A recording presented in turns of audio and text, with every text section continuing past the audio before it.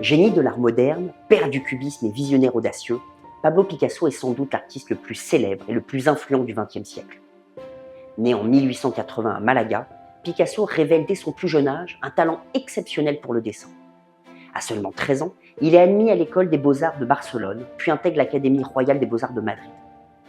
Les premières œuvres de Picasso se caractérisent par leur palette de couleurs. La période bleue, qui articule des éléments de la vie quotidienne parisienne, se caractérise par son existentialisme.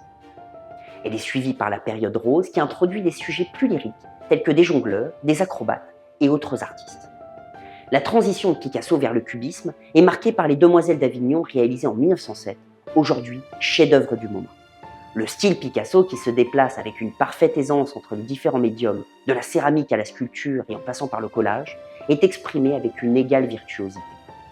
En 1937, le déclenchement de la guerre civile espagnole et ses bombardements par le gouvernement de Franco a horrifié l'artiste et l'a poussé à peindre Guernica.